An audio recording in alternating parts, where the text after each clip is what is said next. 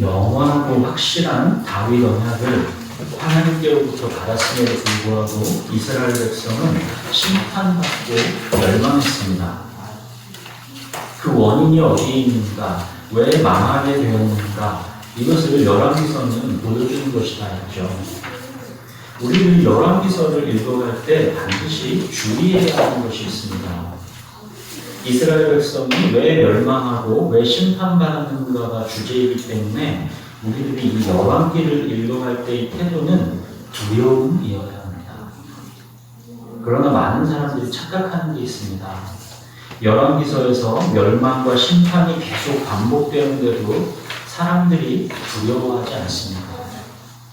다윗 언약이 영원하니까 그래도 다 이스라엘 백성들은 구원받을 것이다 라고 오해합니다. 그래서 하나님께서 멸망과 심판을 얘기해도 두려워하지 않습니다. 그냥 다 구원하실 거면서 괜히 위협하는 것이다 생각합니다. 성경은 절대로 아브라함의 자손인 이스라엘 백성들은 다 구원받는다라고 말하지 않습니다. 열왕기서가 보여주는 것은 오히려 아브라함의 자손이라 해도 그들은 모두가 다 멸망받아 마땅한 존재들이다라는 것을 보여주는 것입니다. 그러나 그럼에도 불구하고 하나님의 언약적 사랑, 하나님의 무한하신 은혜는 그 중에 남겨진 자, 하나님께서 주권적으로 선택하고 예정하신 지극히 소수의 남은 자, 그들만이 구원을 얻는다라는 것을 보여준 것입니다. 그 지극히 소수의 선택받은 자, 그들은 그들의 행함으로 인해 구원받는 게 아닙니다. 오직 하나님의 주권적 은혜, 아브라함 언약, 다윗 언약으로 인해 그들이 구원받는 것입니다.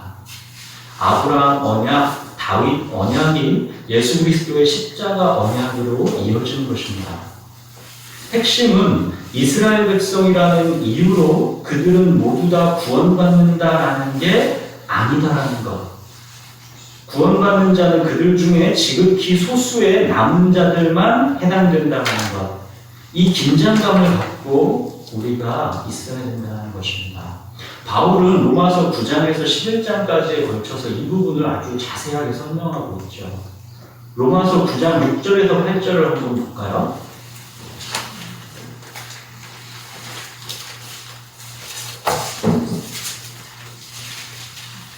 로마서 9장 6절에서 8절을 보겠습니다. 제가 한번 읽겠습니다. 그러나 하나님의 말씀이 폐하여진 것 같지 않도다. 이스라엘에게서 난 그들이 다 이스라엘이 아니요 또한 아브라함의 씨가 다 그의 자녀가 아니라 오직 이삭에게로 난 자라야 내 씨라 불리리라 하셨으니 곧 육신의 자녀가 하나님의 자녀가 아니요 오직 약속의 자녀가 씨로 여기심을 받느니라. 이게 바울이 무슨 배경에서 말하는 거냐면 하나님께서 이스라엘을 언약적 사랑으로 영원히 사랑한다 하셨는데 이스라엘이 망했죠. 바울이 볼 때도 신약시대 이스라엘은 완전히 예수님이 오셨는데도 믿지도 않고 다 멸망한 것처럼 그렇게 보이죠. 그래서 하나님의 그러면 언약은 폐하여진 것 같은데 어떻게 된 거냐라는 스스로의 질문을 하는 것이고 하나님의 말씀이 근데 폐하여진 게 아니다. 그러면서 처음 얘기한 게 뭐냐? 이스라엘에게서 난 그들이 다 이스라엘이 아니다. 되게 중요한 말씀입니다. 육신적 혈통으로 난 이스라엘 백성들 중에서 하나님의 주권적 선택, 하나님의 긍휼을 입은 하나님의 자녀가 따로 있는 것입니다. 하나님은 같은 아브라함의 아들이어도 이스마엘은 택하지 않고 이삭을 택하셨습니다. 같은 이삭의 아들이어도 야곱은 사랑하고 에서는 미워하였습니다. 로마서 9장 18절 이어서 보시면 그런즉 하나님께서 하고자 하시는 자를 긍휼히 여기시고 하고자 하시는 자를 완악하게 하시느니라. 우리는 하나님께서 왜 같은 육신적 혈통의 이스라엘 백성이어도 누구는 긍휼히 여기시고 누구는 완악하게 하시는지 그 이유를 모릅니다. 오로지 하나님의 주권적 선택, 주권적 은혜입니다. 하나님의 선택과 은혜에 인간의 행위는 1%도 관여할 수 없습니다. 구원은 100% 오직 하나님의 주권적 선택이고 주권적 은혜입니다. 완악하고 강팍하게 되지 않고 결국 하나님께로 돌이키는 것, 그거 그 사람이 심성이 착해서가 아닙니다.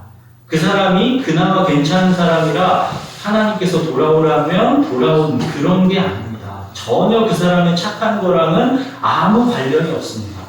하나님의 주권적 선택, 주권적 은혜가 그에게 있기 때문에 하나님의 말씀이 들리고 돌아오는 것입니다. 반대로 하나님의 주권적 선택이 없는 사람은 결코 하나님께로 돌이키지 않습니다. 그 사람이 아무리 착해도 소용없습니다. 하나님께서 선택하시지 않은 사람은 결코 하나님께 돌이키지 않습니다. 끝까지 하나님께 고집스럽게 완악하게 됩니다. 그가 하나님께로 돌이킨 사람보다 죄가 더 많아서가 아닙니다. 죄를 범해서 하나님의 영광에 이르지 못한 것은 그 사람이나 이 사람이나 다 똑같습니다. 아무런 차이도 없습니다. 의인은 없나니 하나도 없습니다. 그가 하나님께 돌이키지 않고 끝까지 완악하게 되는 것은 하나님께서 그를 택하시지 않았기 때문입니다. 9장 27절 이어서 보시면 또 이사야가 이스라엘에 관하여 외치되 이스라엘 자손들의 수가 비록 바다의 모래 같을지라도 남은 자만 구원을 받으리니.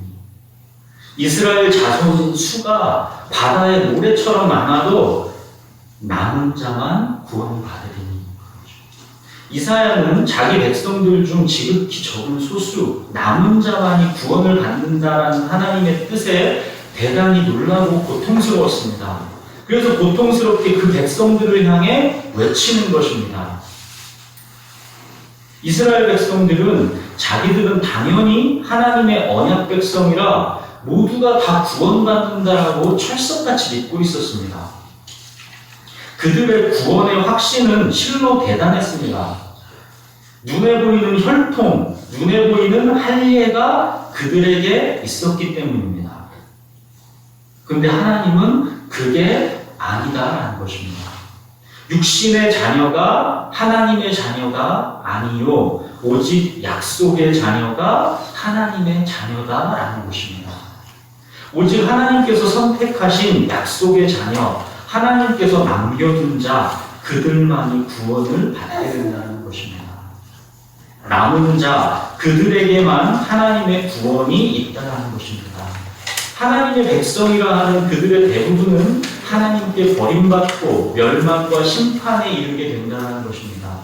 참으로 두려운 말씀이 아닐 수가 없는 것입니다. 침례 요한도 뭐라고 했습니까? 마태복음 3장 8절 9절에 보시면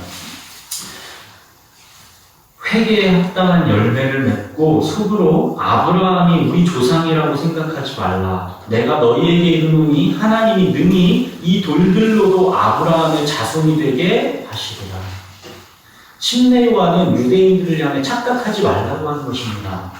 단지 혈통적으로 아브라함의 자손인 것이 너희를 절대로 구원하지 못한다는 것입니다. 예수님도 이에 대해서 마찬가지로 말씀하셨죠. 요한복음 8장 37절에서 40절 보시면 나도 너희가 아브라함의 자손인 줄 아노라.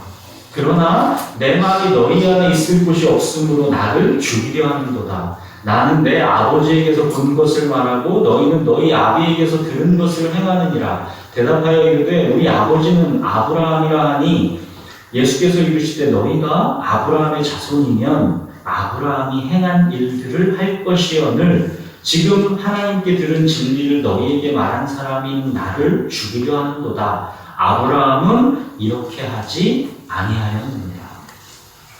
8장 56절 이어서 너희 조상 아브라함은 나이 때 볼 것을 즐거워하다가 보고 기뻐하였느니라. 이게 예수님이 무슨 말씀하시는 겁니까? 너희가 혈통적으로 아브라함 자손인 거 엄청 자랑하고 주장하는데 그거 나도 안다. 너희들 아브라함의 자손인 거 나도 안다. 그러나 너희는 약속의 자녀로서의 아브라함의 자손은 아니다. 그 말씀입니다. 아브라함이 나를 볼 것을 기다리고 믿었듯이 오직 나를 믿는 자가 구원을 얻는다라는 것을 말씀하신 것입니다. 오직 의인은 믿음으로 사는 것입니다. 왜 이것을 이토록 강조하느냐면 많은 사람들이 너무 쉽게 착각하기 때문입니다. 혈통으로 이스라엘 백성이 된 것이면 구약의 이스라엘 백성들은 다 그냥 구원받는다라고 오해합니다. 전혀 그렇지 않습니다. 오직 하나님께 선택받은 혈통이 아니라 약속의 자녀, 남은 자만 구원을 받게 되는 것입니다. 이거는 똑같이 교회 시대에도 적용이 되는 것입니다. 마찬가지로 교회에 다닌다라는 게 구원을 보장하는 게 절대로 아닙니다. 침례를 받았다라는 게 구원을 보장하는 게 절대로 아닙니다. 예수 그리스도를 다만 입으로 믿는 게 아니라 오직 마음으로 믿는 자가 구원을 받는 것입니다. 주의 이름을 부르는 자가 구원을 받는 것입니다. 다만 입으로 믿는 자는 주님을 찾고 부르지 않습니다. 오직 마음으로 예수 그리스도를 믿지 않으면 주의 이름을 부르지 않습니다. 마음으로 예수님을 믿게 되는 것, 마음으로 예수님을 믿게 되는 것, 그야말로 오직 100% 하나님의 주권적 은혜입니다. 마음으로 예수님 믿는 게 우리의 노력으로 절대 되지 않습니다. 하나님께서 창세전에 택하시고 부르신 자이기 때문에 예수님이 마음으로 믿어진 것입니다. 마음으로 예수님이 믿어지기 때문에 예수님을 부르는 것입니다. 구원은 절대로 행위로 말미암지 않습니다. 예수님 믿고 구원받아야지 이렇게 입으로 결심한다고 해서 그것이 구원에 이르게 되는 게 아닙니다. 구원은 오로지 100% 하나님의 주권적 선택입니다. 인간이 여기에 개입할 요소는 단 1%도 없습니다. 그렇기 때문에 그 구원에서 아무도 끊을 수가 없는 것입니다. 100% 다 하나님이 그냥 일방적으로 주권적으로 선택하신 거기 때문에 내가 아무리 큰 죄를 지어도 아무리 악한 무슨 뭘 해도 하나님의 사랑에서 끊을 수가 없는 것입니다. 그러나 그렇다고 수많은 사람들이 구원받지 못하는 이유는 하나님께서 그들을 선택하지 않았기 때문이냐? 그게 아닙니다. 그들이 구원받지 못하는 이유는 그가 예수님을 마음으로 모시기를 거절하는 고집스러운 죄를 포기하지 않았기 때문입니다. 구원은 오직 하나님의 주권적 은혜, 주권적 선택입니다. 그 반대로 멸망과 심판은 오직 인간의 책임입니다. 이거는 설명이 쉽지가 않죠. 논리적으로 설명이 안 됩니다. 그러나 분명한 진리입니다. 구원은 하나님의 선택입니다. 멸망은 인간의 책임입니다. 인간은 자기가 예수 그리스도를 믿기로 결심해서 구원을 얻는 게 아닙니다. 내가 예수님을 믿는다고 말하는 거랑 진짜 마음으로 예수님 믿는 거는 전혀 다른 것입니다. 절대로 인간은 자기 스스로 예수 그리스도를 믿을 수 없습니다. 하나님께서 창세전에 택하시고 영생을 주기로 작정된 그 사람만이 예수 그리스도를 마음으로 믿게 되는 것입니다. 오직 그래서 은혜입니다. 하나님의 이 주권적 선택, 주권적 은혜를 받은 자는 그럴 수 없는 게 한 가지 있습니다. 뭐를 이 사람은 절대 할 수 없느냐?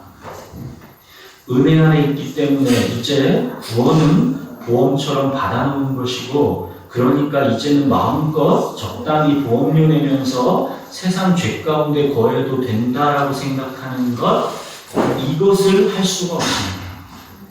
은혜 아래 있는 자도 죄를 짓지요. 많이 짓지요. 온통 죄뿐인 것은 똑같지요. 마찬가지입니다.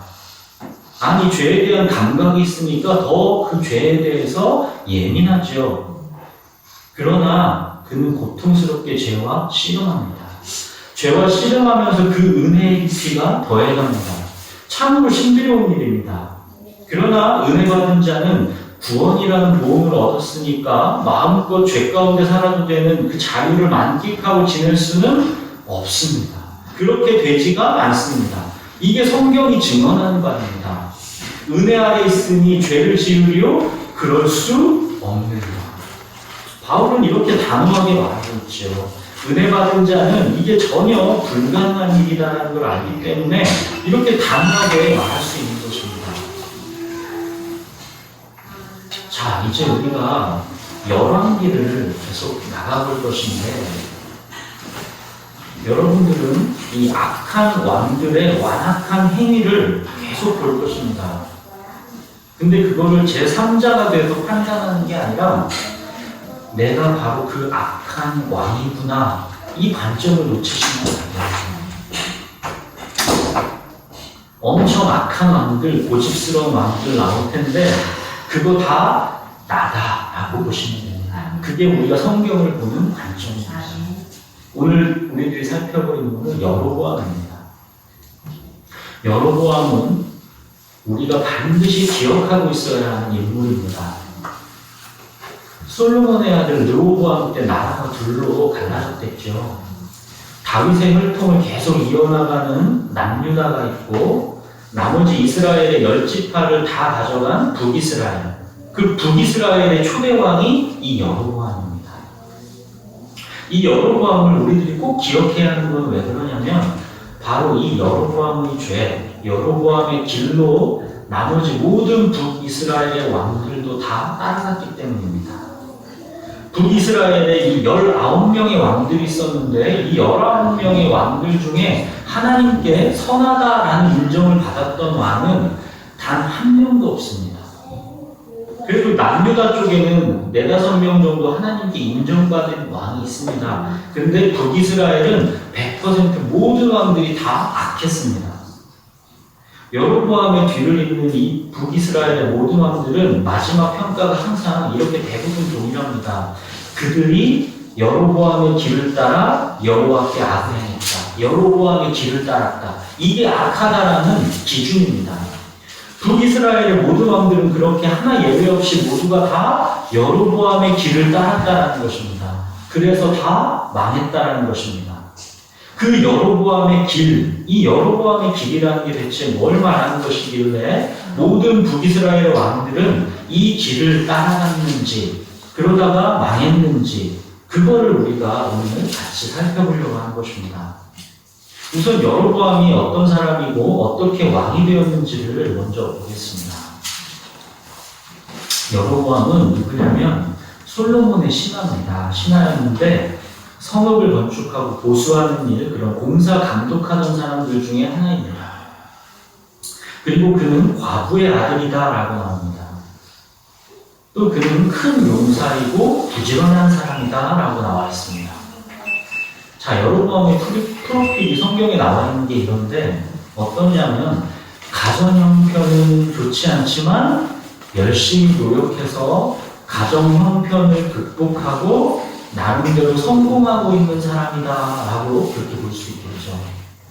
하나님께서 이 여로보암을 북이스라엘의 왕으로 택하셨습니다. 하나님은 여로보암을 왕으로 세우면서 왜 그에게 북이스라엘을 주시는 것인지 그리고 그의 권한의 한계가 어디까지인지를 명확히 하셨습니다.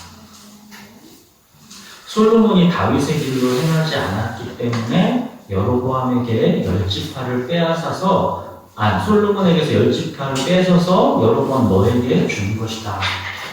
모두 다 너에게 주는 거 아니다. 여전히 솔로몬의 아들에게는 내가 한 지파를 주어서 내가 택한 성읍 예루살렘에서 내 종 다윗이 항상 내 앞에 등불을 가지고 있게 할 것이다. 솔로몬이 다 망쳤더라도 다윗 언약은 여전히 유효하다라는 걸 하나님께서 말씀하시는 거죠. 그러니까 다윗 언약이 영원히 유효하게 흘러갈 남유다와 별개로 너에게도 북이스라엘을 줄 테니까 내가 명령한 모든 일에 순종하고 내 길로 행하라. 이렇게 여로보암에게 말씀하셨습니다. 만약 네가 다윗처럼 내 율례와 명령을 지키면 내가 너와 함께 있어서 내가 다윗을 위하여 세운 것 같이 너를 위하여 견고한 집을 세우고 이스라엘을 너에게 줄 것이다 약속하셨습니다. 여로보암은 하나님께 엄청난 은혜를 받은 것이지요. 과부의 아들인 자기 힘으로 북이스라엘의 왕이 된 것입니다. 여로보암 이렇게 오직 하나님의 은혜로 북이스라엘의 왕이 되었습니다. 이렇게 왕이 된 여로보암이 무슨 일을 벌이는가를 이제 본문에서 같이 한번 읽어보겠습니다. 이거는 두고두고 여로보암의 길, 여로보암의 죄다 이렇게 일컬어지면서 하나님의 분노를 사는 일입니다. 그 일이 대체 어떤 일인지 한번 같이 읽어보겠습니다. 우리 열왕기상 12장 25절부터 33절입니다.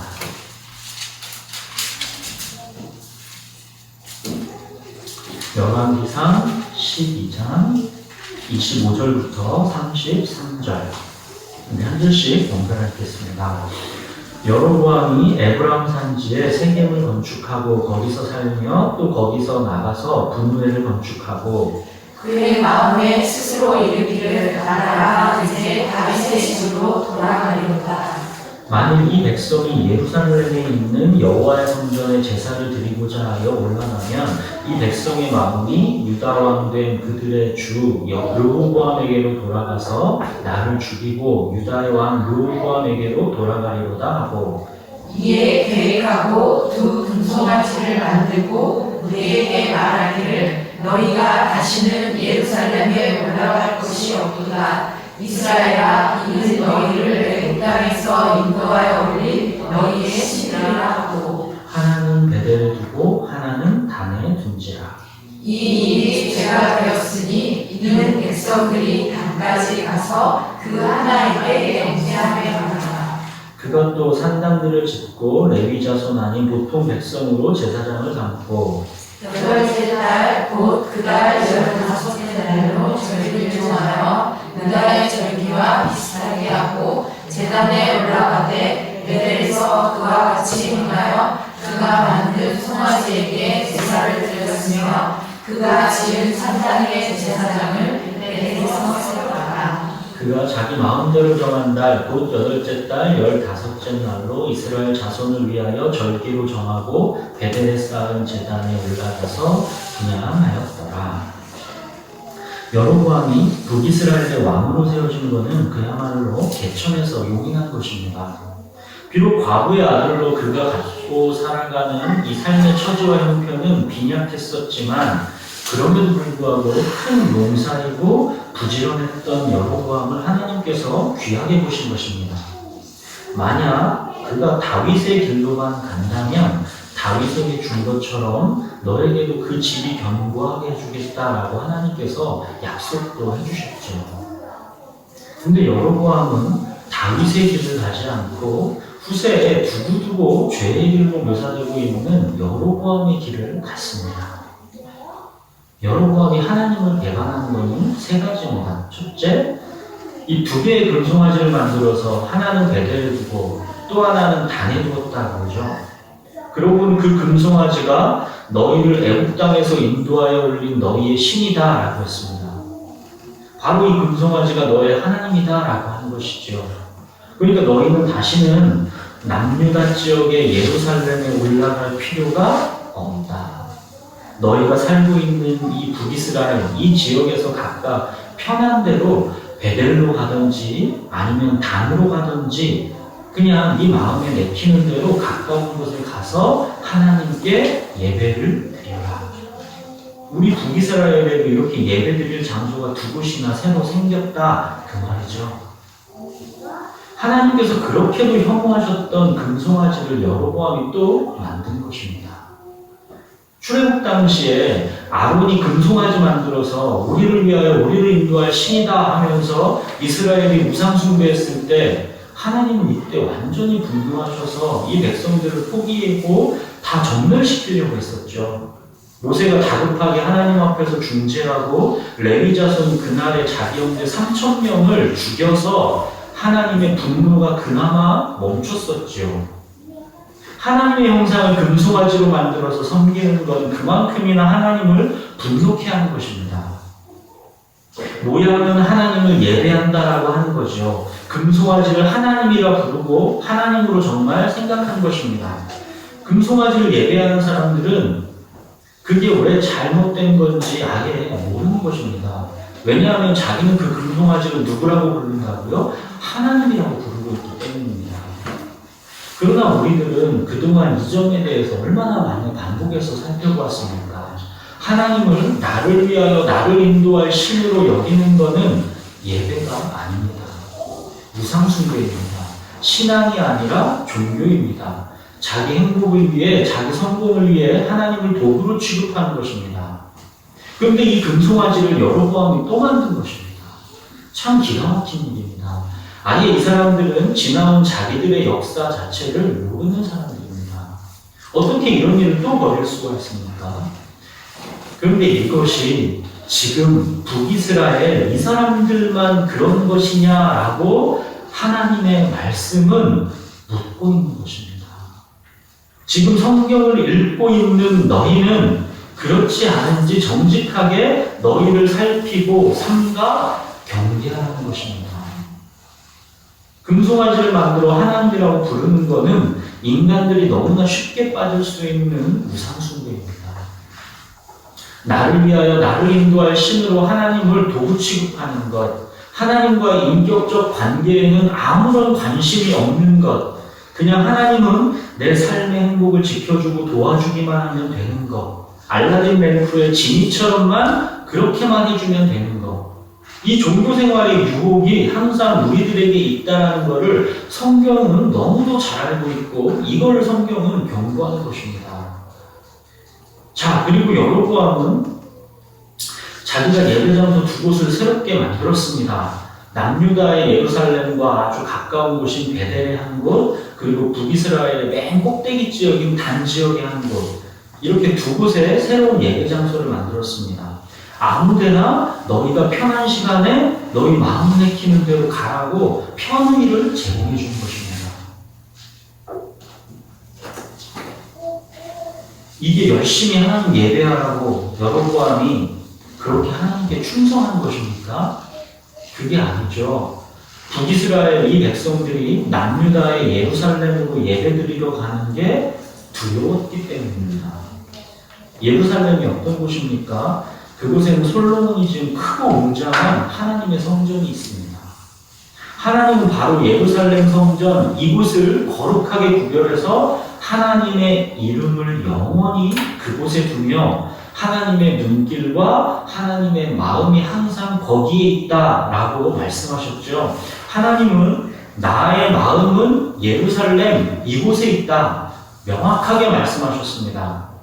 하나님은 당신의 백성들이 예배할 곳은 오직 예루살렘 성전 이곳뿐이다라고 확실하게 천명하신 것입니다. 내 이름, 내 눈길, 내 마음 오직 이곳 예루살렘 성전에 있다. 이곳에서 나를 예배하라. 이것이 하나님의 말씀입니다. 그러니까 북이스라엘 사람들도 남유다의 예루살렘으로 가서 거기서 예배를 드려야 하는 것입니다. 거기에서만 하나님이 예배를 받으시겠다 했기 때문에 예루살렘으로 가야 하는 것입니다. 근데 여로보암은 이게 너무나 두려운 거죠. 26절, 27절 보십시오. 그의 마음에 스스로 이르기를 나라가 이제 다윗의 집으로 돌아가리라. 만일 이 백성이 예루살렘에 있는 여호와의 성전에 제사를 드리고자 하여 올라가면 이 백성의 마음이 유다 왕된 그들의 주 르호보암에게로 돌아가서 나를 죽이고 유다의 왕 르호보암에게로 돌아가리로다. 두려운 거죠. 이 두려움 때문에 여로보암은 금송아지를 만들어서 베델과 단에다 두고 여기도 예배장소다. 여기에도 하나님이 계시다. 더 이상 예루살렘에 갈 거 없다라고 하는 것입니다. 기억하시죠? 사울도 백성들이 흩어지는 거 두려워서 어떻게 했어요? 사무엘 오기를 기다리지 않고 자기가 제사 드렸다가 하나님께 버림받지 않았습니까? 문제는 뭐냐? 항상 이 두려움이 문제입니다. 하나님의 말씀과 내가 처한 현실 또는 내가 생각하는 상식 이 사이에 두려움이 존재합니다. 하나님의 말씀은 보이지 않는 믿음의 영역이고 내가 생각하는 상식은 눈에 보이는 현실적인 영역이기 때문입니다. 어쩔 수 없이 생길 수밖에 없는 그 두려움, 이 두려움 앞에서 내가 어느 거를 선택하느냐, 그게 신앙의 본질입니다. 눈에 보이지 않는 하나님의 말씀과 눈에 보이는 상식, 이 사이에서 이 두려움 앞에서 하나님의 말씀을 선택하는 것. 이거를 믿음이라고 하는 것입니다. 내 생각, 내 감정, 내 고집, 내 판단과는 달라요. 하나님의 말씀이 달라요. 근데 그 하나님의 말씀을 선택하는 것, 그게 믿음입니다. 믿음은 바라는 것들의 실상이요, 보이지 않는 것들의 증거입니다. 이게 뭔 말이냐면, 바라는 것, 그러나 보이지 않는 것, 이걸 믿음으로 선택하면 그게 실상이 되고 증거가 된다는 것입니다. 보아야 믿는 게 아니고 믿었을 때 보인다는 것입니다. 경험해야 믿는 게 아니고 믿으니까 경험이 따라온다는 것입니다. 하나님은 두려움 앞에서의 이 믿음의 한 발을 내딛는 것, 내 생각과 내 감정, 내 판단을 넘어 말씀을 선택한 그 한 발, 이 믿음을 우리에게 요구하시는 것입니다. 오직 이 믿음만이 하나님을 기쁘시게 합니다. 하나님 기쁘시게 하는 거 다른 게 없습니다. 믿음만이 하나님을 기쁘시게 합니다. 왜 하나님은 다 보여주고 다 경험시켜주고 믿고 따라오라 하시지 왜 먼저 두려움 가운데 믿음을 요구하시는 것입니까? 모르죠. 이거 왜 그러냐고 하나님께 우리가 따질 일이 아닙니다. 이건 우리 머리로 이해될 수 있는 게 아니라 우리가 실제로 그 믿음을 통해 하나님을 알아가면서 성장을 통해 자연스럽게 그 이유를 배워가게 되어 있습니다. 해보지도 않고 미리 따져서 그 이유를 물으면 평생 그 답은 못 찾습니다. 갓난아이가 걸음마를 머리로 배울 수 있을까요? 지식으로 걸음마를 배울 수 있을까요? 걸음마는 그렇게 배우는 게 아니죠. 그냥 부더니 넘어졌다, 주저앉았다, 반복하다가 어느새 걷는 거를 배우게 되는 거죠. 믿음은 걸음마를 배우는 것처럼 그렇게 순종과 실천을 반복하여 배우는 것입니다. 절대 믿음은 머릿속의 지식으로 배워지지 않습니다. 여로보암에게 분명히 하나님께서 말씀으로 약속했지요. 다윗의 길로 행하면 내가 너와 함께하여 이스라엘 너의 나라를 다윗에게 한 것처럼 그렇게 견고하게 해줄 것이다. 분명히 하나님께서 말씀으로 약속하셨는데도 여로보암은 그 하나님의 말씀을 못 믿었지요. 자기 백성들이 남유다로 다 떠날까봐 두려웠습니다. 여로보암은 자기 힘으로 왕이 된 게 아닙니다. 그렇죠? 여로보암 자기 힘으로 왕 된 게 아닙니다. 하나님께서 주권적 은혜로 세워주신 것입니다. 그렇다면 그 왕권을 지켜주시는 것도 하나님이다라는 것을 믿었어야 하는 거죠. 자기 힘으로 그 왕권을 지켜보려 했다가 하나님은 지금 배반한 것입니다. 우리에게 뭔가 이 세상에 좋은 것들이 주어지면 우리들은 점점 그거를 내 힘으로 지켜보려다가 막 욕심이 생기는 것이죠. 이거 놓칠까? 그러면서 그걸 혹시 잃지는 않을까 하는 두려움에 막 휩싸입니다. 그러다가 하나님의 말씀과 세상의 상식이 이제 부딪혔을 때 그 두려움의 상황에서 어떻게 할까 이제 갈등이 생기는 거죠. 이때 이미 두려워하는 사람은 이미 말씀이라는 상식적으로 선택이 기운 것입니다. 사랑 안에 두려움이 없고 온전한 사랑이 두려움을 내쫓나니 두려움에는 형벌이 있습니다. 두려워하는 자는 사랑 안에서 온전히 이루지 못합니다. 하나님을 사랑하면 두려움이 없습니다. 여로보암은 하나님을 사랑하지 않고 자기 성공, 자기 인정을 사랑했기 때문에 두려워진 것입니다. 이 왕권이 지켜지지 않을까 몹시 두려웠고, 그래서 하나님의 말씀을 믿음으로 택하지 않고 눈에 보이는 상식, 금송아지를 택한 것입니다. 이 왕권은 하나님께서 세워주는 것이니 하나님께서 지켜주실 것이다, 이렇게 굳건하게 믿고 자기 백성들이 예루살렘에 예배드리러 가는 것을 축복해줬다면 얼마나 좋았겠습니까? 그러나 이게 결코 여로보암 입장에서 생각해 보십시오. 쉬운 일 아니다라는 거 아시겠죠? 그만큼 하나님의 말씀과 세상의 상식 사이에는 커다란 두려움이 있습니다. 이게 현실입니다. 믿음은 그만큼 어려운 것입니다. 그렇지만 그렇게 어려운 게 믿음이기 때문에 그 믿음 아니고서는 하나님이 기쁘시게 할 수가 없는 것입니다. 자, 또 여로보암이 잘못한 거 두 번째, 여로보암의 길 그 뭡니까? 레위 자손이 아닌 보통 백성으로 제사장을 삼았다 그러죠. 단과 베델에 금송아지 만들어 놓고 하나님이다, 이곳에서 예배하라 그러면 제사장들이 가만히 있겠습니까?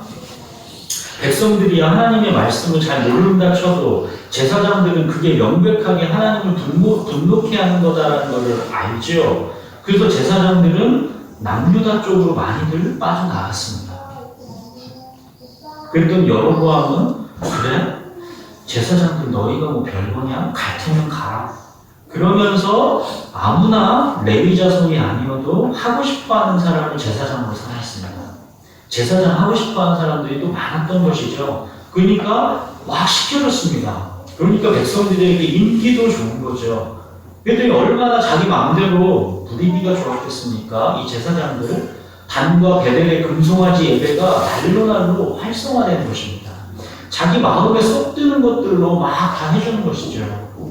하나님은 없는 하나님의 예배가, 신앙이 아닌 종교가 이 북이스라엘 전체에 금세 확 퍼진 것입니다. 이게 여로보암의 길입니다. 세 번째 여로보암이 잘못한 건 또 뭐라고 나와 있어요? 하나님이 정해주신 절기를 자기 마음대로 바꿔서 유다 절기와 비슷한 거를 절기로 정했다는 거죠. 그렇게 하고는 베델에서 그 절기를 지키라고 했습니다. 여로보암은 예루살렘이랑 시기를 약간 바꿔서 절기를 따로 만든 거예요. 굳이 예루살렘으로 가서 절기를 지킬 거 없이 비슷한 절기를 여기 베델에서 지키라는 거죠.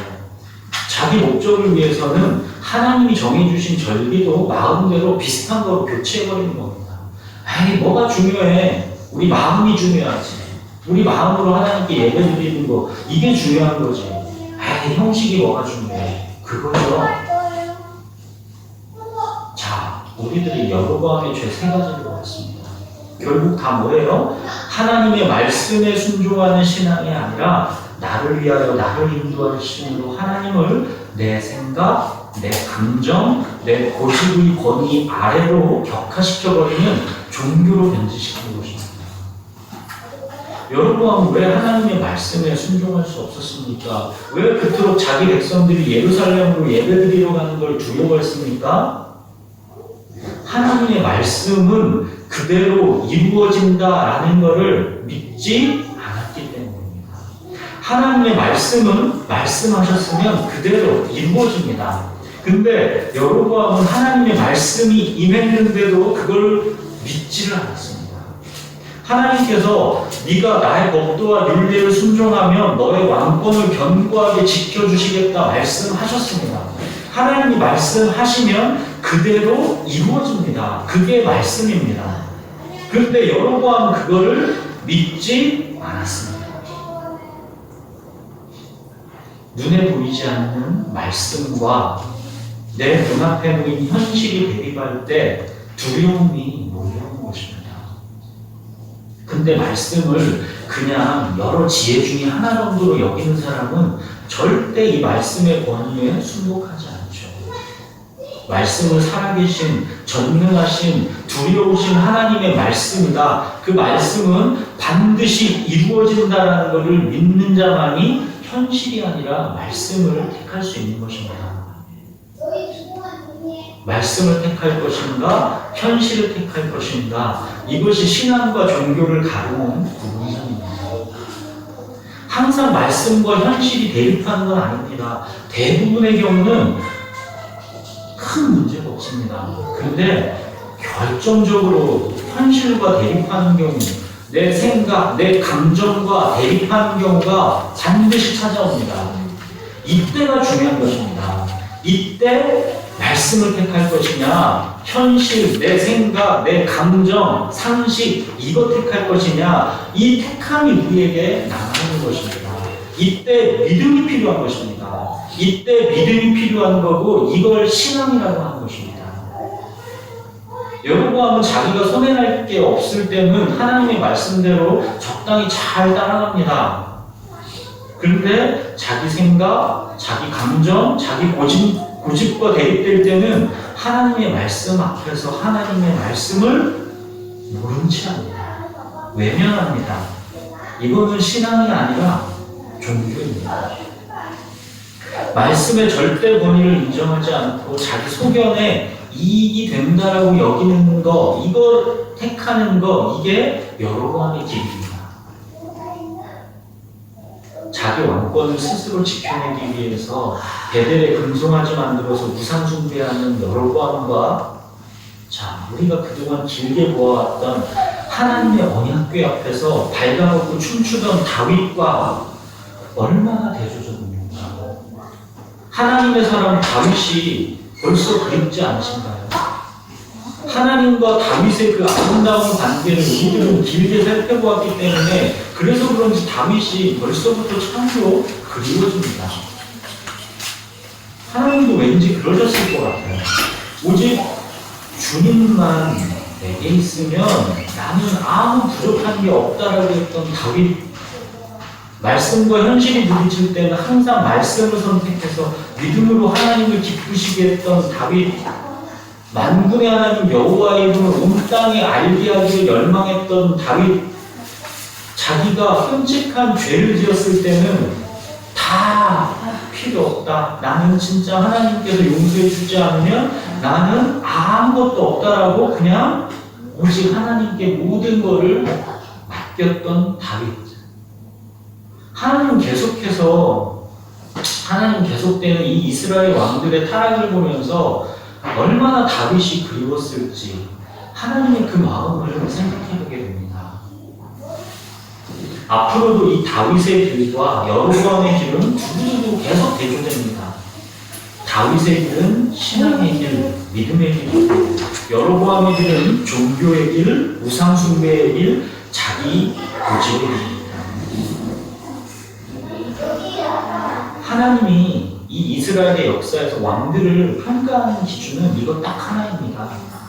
다윗의 길로 갔으면 선한 왕이고, 여로보암의 길로 갔으면 그가 아무리 정치, 경제, 문화적으로 큰 번영을 이루어낸 진짜 성군이어도 그는 하나님 보시기에는 쓸모없는 왕에 불과합니다. 이것이 하나님의 평가입니다.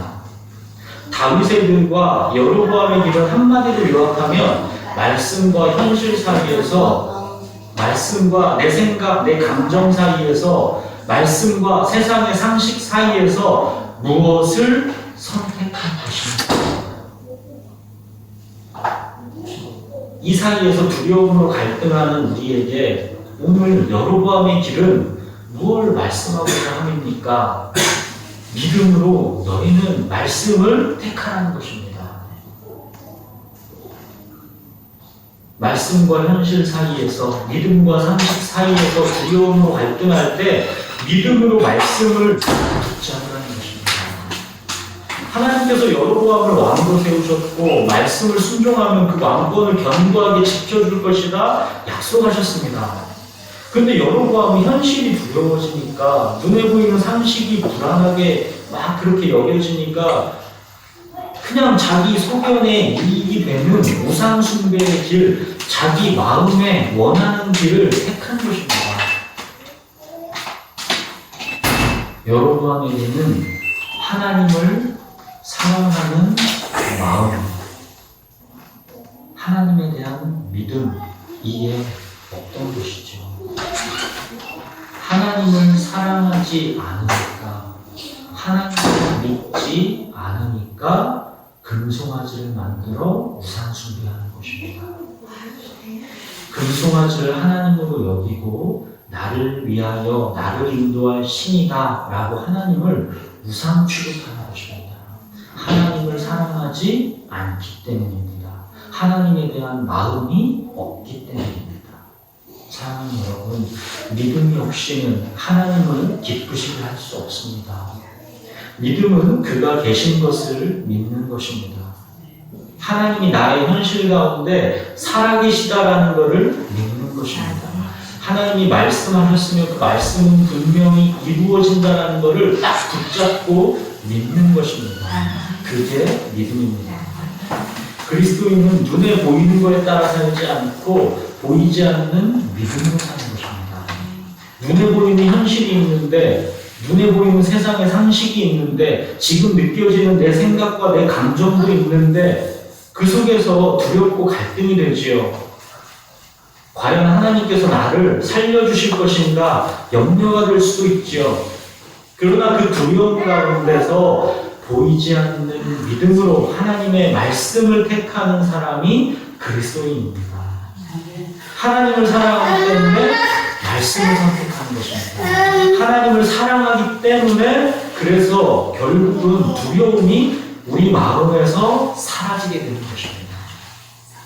사랑 안에 두려움이 없고 온전한 사랑이 두려움을 내쫓는 것입니다. 사랑은 죽으면 죽으리라. 사나 죽으나 나는 주의 것이다. 이 고백을 만들어냅니다. 사랑은 이걸 만들어냅니다. 그렇기 때문에 우리 마음에서 두려움이 사라지는 것입니다. 여로보암에게 이런 하나님을 향한 사랑이 있었다면 두려움에 갇혀 왕권을 자기 스스로 지켜보려고 베델과 단에 금송아지 만드는 그런 우상 숭배는 하지 않았을 것입니다. 죽으면 죽으리라 하는 마음으로 자, 예배는 우리 모두 다 하나님의 눈길과 하나님의 마음이 있는 곳 예루살렘 성전에서 드리자, 이런 담대함이 여로보암에게 있었을 것입니다. 하나님은 여로보암에게 바로 이 믿음을 요구하시는 것인데, 여로보암은 두려움에 갇혀 실패하고 자기의 길, 여로보암의 길을 만들어내게 만든 것입니다. 사랑하는 여러분, 성경은 우리가 여로보암인지 확인하라는 것입니다. 우리는 계속 여로보암처럼 실패합니다.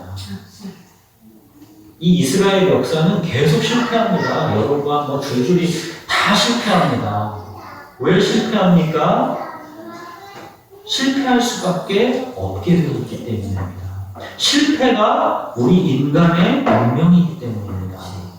예수 그리스도가 올 수밖에 없는 이유입니다. 예수 그리스도께서 우리를 이 허물에서, 죄에서 끄집어내 주신 것입니다.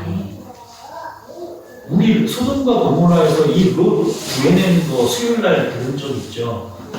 그렇게 롯을 구해내려고 하는데도 롯이 지체하고 막 거기서 나오려고 하지 않잖아요. 근데 하나님께서 택하고 부른 자는 손을 잡고 끄집어냅니다. 이게 택하고 부르신 자에게 주권적으로 임하는 하나님의 은혜입니다. 사랑하는 여러분, 우리가 두려움 속에서도 주님을 선택하는 믿음에 대해서 하나님은 반드시 보상해 주십니다.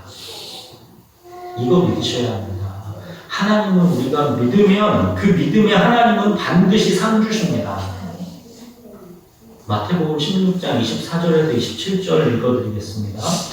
여호와께서 예수께서 제자들에게 이르시되 누구든지 나를 따라오려거든 자기를 부인하고 자기 십자가를 지고 나를 따를 것이니라. 누구든지 제 목숨을 구원하고자 하면 잃을 것이요 누구든지 나를 위하여 제 목숨을 잃으면 찾으리라. 사람이 만일 온 천하를 얻고도 제 목숨을 잃으면 무엇이 유익하리요? 사람이 무엇을 주고 제 목숨과 바꾸겠느냐? 인자가 아버지의 영광으로 그 천사들과 함께 오리니 그때에 각 사람이 행한 대로 갚으리라. 믿음은 자기 부인의 순종이라는 이 행함으로 보여졌을 때 그때가 믿음입니다. 그리고 그 행함이 있는 믿음에 대해서 예수님이 반드시 상을 주시겠다라고 약속하셨습니다. 여로보암의 길로 가는 것은 멸망의 길입니다. 다윗의 길로 가십시오. 하나님께서 택하고 부르신 자가 여로보암의 길로 가고 있는 것을 하나님의 말씀을 들려주셔서 돌아오라 하신 것입니다. 택하시고 부르신 자에게 지금 돌아오라 하시는 것입니다. 내가 여로보암이라는 것입니다. 예루살렘에 마음 두지 않고 베델에 금송아지 모셔놓고 거기에 예배하는 내가 여로보암이라는 것입니다. 하나님께 마음 두지 않고 온통 자기 사람, 자기 고집, 자기 생각, 자기 감정 여기 마음에 다 빼앗긴 내가 여로보암이라는 것입니다. 하나님께서는 택하고 부르신 자에게 말씀하신 것입니다. 여로보암의 길에서 돌이켜서 다윗의 길로 걸으라 말씀하신 것입니다. 하나님께서 택하고 부르신 자는 하나님의 말씀을 듣기 때문에 하나님께서 말씀을 주시는 것입니다. 하나님께서 택하고 부르신 자만이 하나님의 음성이 내게 주시는 말씀으로 들립니다. 여러분, 말씀이 들리는 게 이 세상에서 가장 큰 은혜입니다. 말씀이 들리는 게 은혜입니다. 요한복음 8장 47절 하나님께 속한 자는 하나님의 말씀을 듣나니 너희가 듣지 아니함은 하나님께 속하지 아니하였습니다. 하나님께서 택하고 부르신 자만 하나님의 말씀이 들립니다. 그가 착하고 지혜롭고 지식이 뛰어나서 하나님의 말씀이 들리느냐? 결코 그런 거 없습니다. 하나님께서 그를 주권적으로 택하셨기 때문에 너는 내 아들이다. 아예 태어나기 전부터 지명하여 그냥 불렀기 때문에 그에게 돌아오라는 말씀, 그 말씀이 들리는 것입니다. 너 그렇게 가면 멸망한다. 너 그렇게 가면 끝이다. 이 말씀이 그에게 들리는 것입니다. 그가 택한 자이기 때문에 하나님께서 그 사랑을 그가 태어나기 전부터 그 마음에 두셨기 때문에 하나님의 이 말씀이 그 마음에 들리는 것입니다. 하나님의 말씀이 들리는 게 가장 큰 은혜입니다. 이거 잊으시면 안 됩니다. 사랑하는 여러분, 여로보암의 길이 아닌 다윗의 길로 걸으십시오. 예루살렘에 마음을 두고 오직 하나님께만 마음을 두고 믿음으로 계속 다윗의 길로 걸으십시오. 네, 기도하겠습니다.